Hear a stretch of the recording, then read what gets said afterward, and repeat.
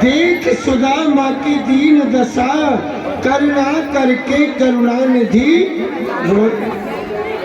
सुदामा जी की ऐसी दुर्बलता को देख करके, गरीबी को देख करके, और महाराज नेत्रों से अश्रु झलकने लगे।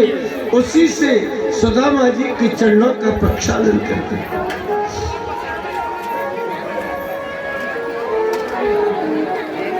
उसी समय ठाकुर जी की कृपा,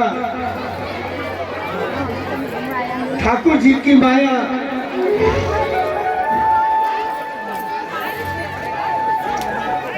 सुदामा जी महाराज सिंहासन पर बैठे, ठाकुर जी नीचे बैठे। भगवान ने रानियों को आज्ञा प्रदान करी, सभी गोपी आ जाओ आशीर्वाद लेने के लिए। अखंड सौभाग्यवती भव 150 ही तब तक ये दिया भैया।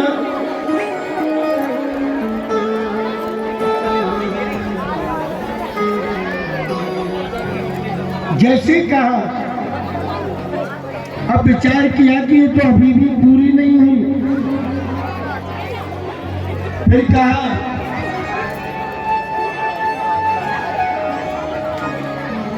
बोले कन्हैया, हाँ दादा, कहे भैया ये सारी की सारी गोपी द्वारिकापुरी की है क्या? बोले दादा ये गोपी नहीं, ये तो मेरी सबकी सब रानी है। तेरी रानी है? हाँ। क्यों भैया कितनी होंगी? बोले जी ज्यादा नहीं है, हिसाब की है। कितनी? बोले 16,108। 16,108 ये भगवान, इतनी सारी रानी। हाँ, कतार लगा करके आ रही, कतार पूरी नहीं। अब तो केवल एक शब्द बोलने लगे, बोलते बोलते थक गए, हैरान हो गए आशीर्वाद देते देते। तो आशीर्वाद को और भी ज्यादा शॉर्ट बना दिया।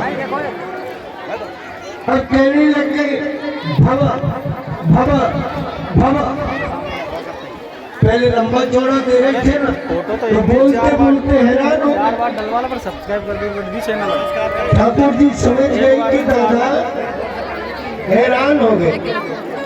दादा ऐसा करो, ये कमंडल में से जल ले लो और इसी में आशीर्वाद को मत दो, जल के अंदर मत दो। आशीर्वाद उस जल के बीच में मत दिया, और जैसे जल के बीच में मथा, कमंडल से जल ले करके सभी रानियों के ऊपर एक बार में छींटे लगा दिए, तो सभी को आशीर्वाद लग गया। आयुष्मती स्वस्ति अखंड सौभाग्यवती भव।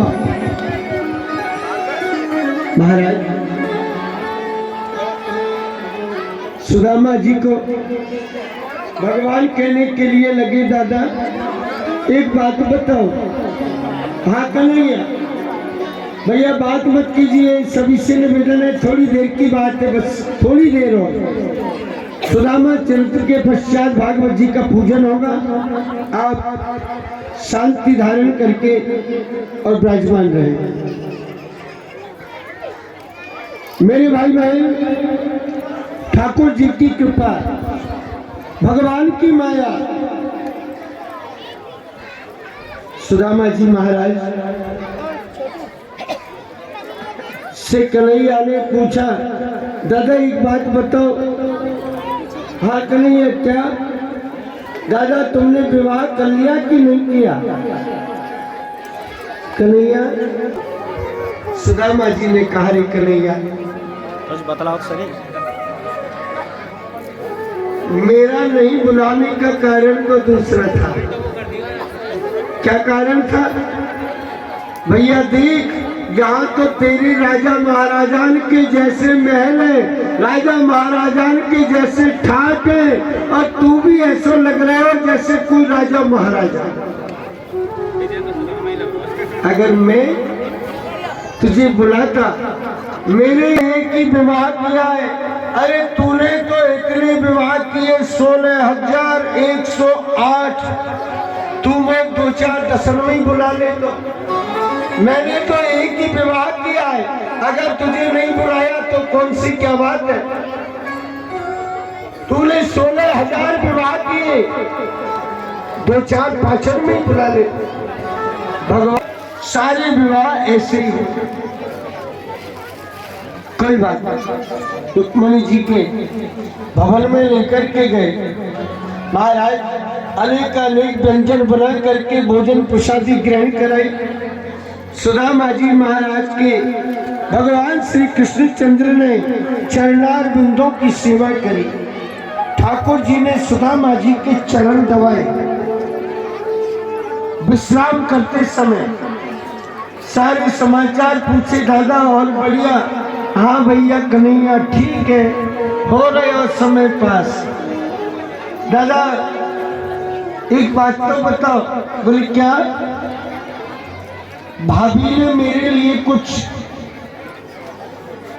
सौगात भेजी, कुछ ना कुछ तो भेजा ही होगा। अरे बोले कुछ भी नहीं भेजा, झूठा कुछ। सुदामा जी महाराज झूठ बोल रहे हैं। झूठ क्यों बोली? अगर मैं निकाल करके दूंगा ये तंदुल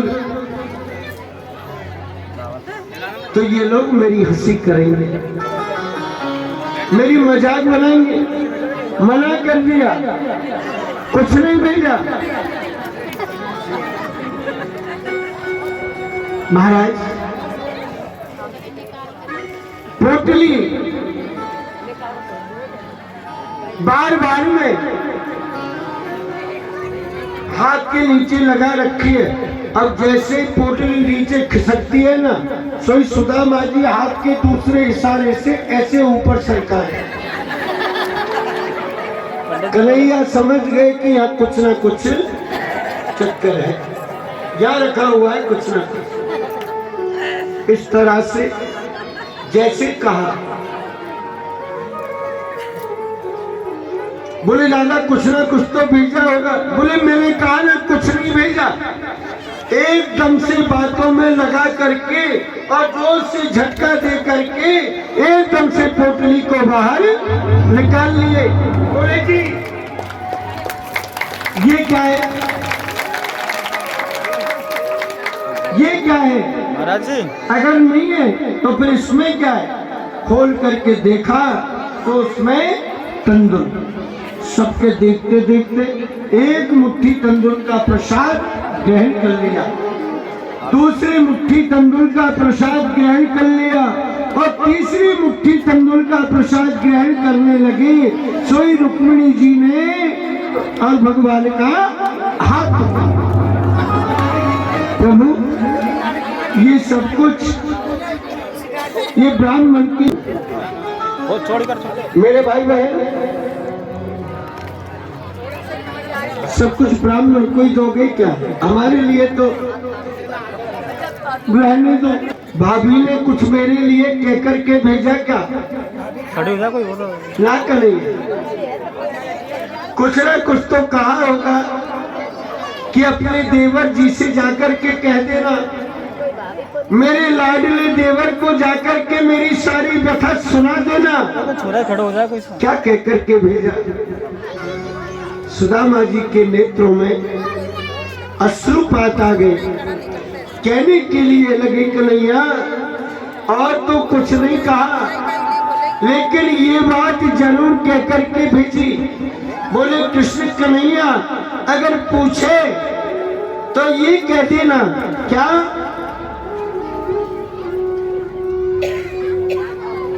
एक मास 2 पक्ष में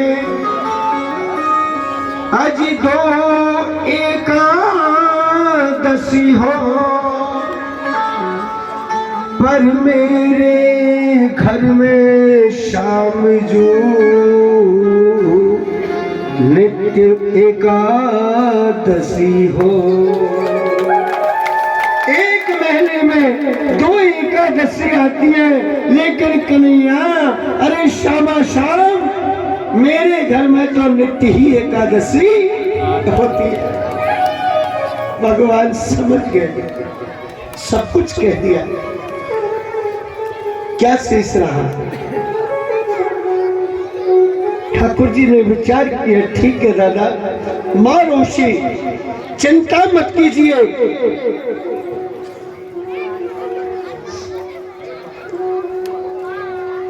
सुदामा जी की सेवा करने लगे। सारी समाचार पूछ रहे, दादा तुम्हें बचपन की याद है कि नहीं?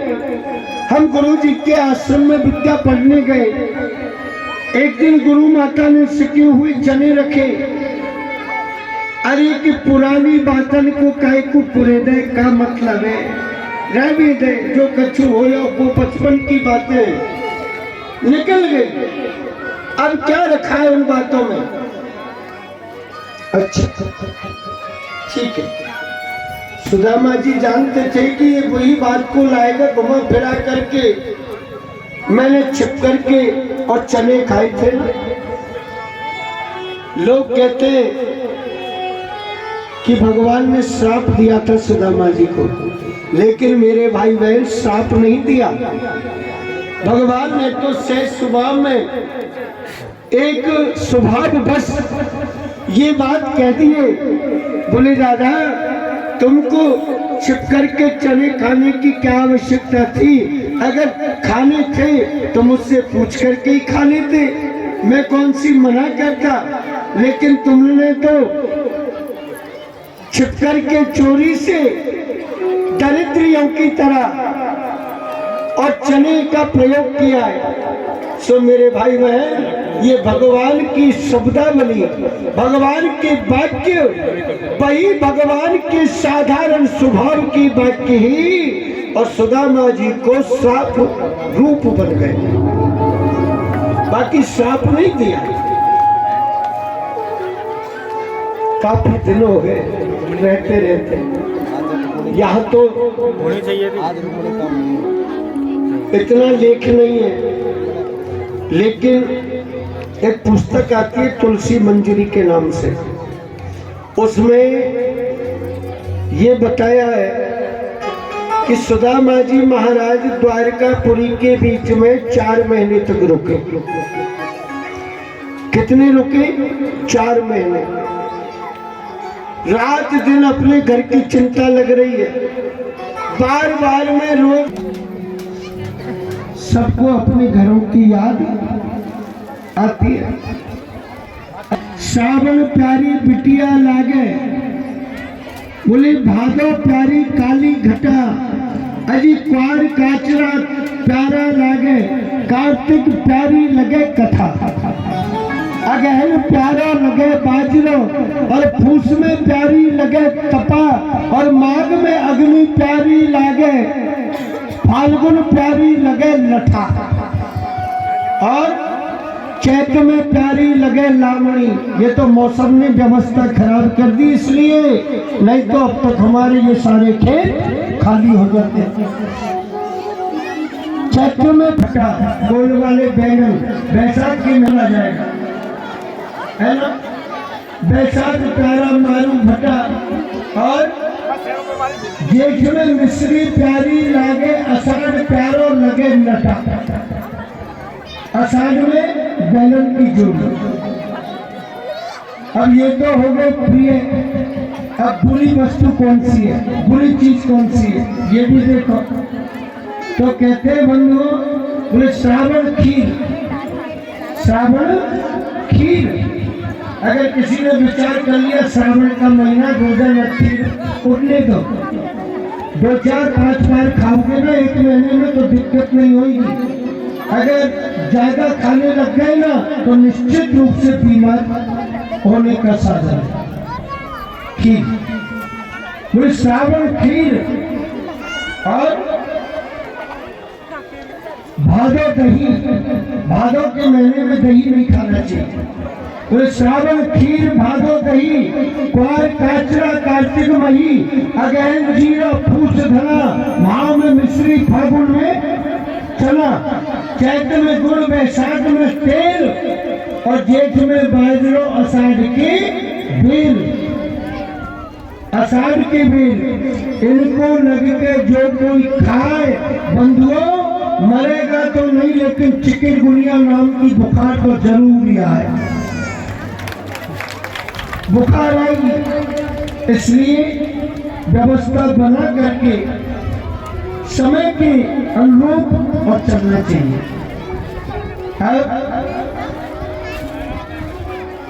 सुदामा जी ने विचार किया श्रावण का महीना आ गया, कन्हैया अब तो मुझे जाना ही पड़ेगा, अब तो मुझे जाना पड़ेगा। बोले जाना पड़ेगा? बोले हाँ। क्यों? कन्हैया देख सावन लग गया, अब तेरी भाभी भी मेरी याद कर रही होगी, अब मुझे जाना पड़ेगा। कहने के लिए लगी, बोले कि क्यों? कि सावन मास सुगंध लगो। क्या कहा? अब सावन मास सुगंध लगो, गोरी हाथ जो मेहंदी रचावत होगी, आस लगी पिया आवन की, घर झूलत मंगल गावत होगी, सुंदर नारी सजी बरसी, अखियां बैया पर गावत होगी, हे ब्रज चंद्र विदा करियो, घर कामिनी काग उड़ावत होगी, और कि नहावत होगी नई सुख से, नई शीश के केस गुथाव में छावत होगी, पंडित पास बुलाई प्रवीण, सपने की बात पूछावत होगी, हे ब्रज चंद्र विदा करियो, घर कामिनी काग उड़ावत होगी। भगवान श्याम सुंदर समझ गए कि अब दादा रुकने वाले नहीं है, अब तो दादा को विदा करना ही पड़ेगा। दादा अगर ऐसी बात है आपको घर की याद आ रही है तो ठीक है, चलो मेरी तरफ से तो विदाई हो, मैं आपको पहुंचा के काजी पहुंचाया। सुदामा जी ने सोचा कि जब मैं जाऊंगा जब कुछ न कुछ देगा, लेकिन कह दिया एकदम से, बोले पहुंचाने के लिए चलूं। मन में सोचा क्या पता मेरे भाई बहन उसी समय के बीच में ठाकुर जी की कृपा, भगवान की माया, पहुंचाने के लिए जा रहे, दोनों हाथों की मुट्ठी बांध रखी। दादा चिंता मत करना, अच्छी तरह से एकदम सीधे चले जाओ, रास्ता भूलोगे तो नहीं। बोले ना कन्हैया मैं चला जाऊंगा। बोले यहाँ से एकदम सीधे चले जाओ, सीधे जाओगे ना तो आगे एक तिराया आएगा, उस तिराहे से बिल्कुल एकदम से बाएं हाथ की तरफ जाइयो ऐसे। सुदामा जी ने सोचा जी ठहर भैया ठहर। सुदामा जी ने सोचा कि इसमें तो कुछ नहीं, ये तो खाली, हो सकता है दूसरी मुट्ठी में कुछ रखा हो। और दादा जब आगे जाओगे ना 2-5 कोस चलना पड़ेगा, उसके बाद में फिर एकदम से सीधे हाथ की तरफ रास्ते में घूम जाइए। सुदामा जी ने सोचा जी ये भी खाली, अरे ये मुझे क्या देगा, अगर ये मुझे देता तो मुझसे लेता ही। लौट करके कन्हैया वापस आए, लौट करके वापस आ गए। सुदामा जी महाराज के लिए रुक्मिणी जी ने कहा भगवान को, बोले प्रभु वो निर्धन ब्राह्मण आया, आपने उसे कुछ दिया?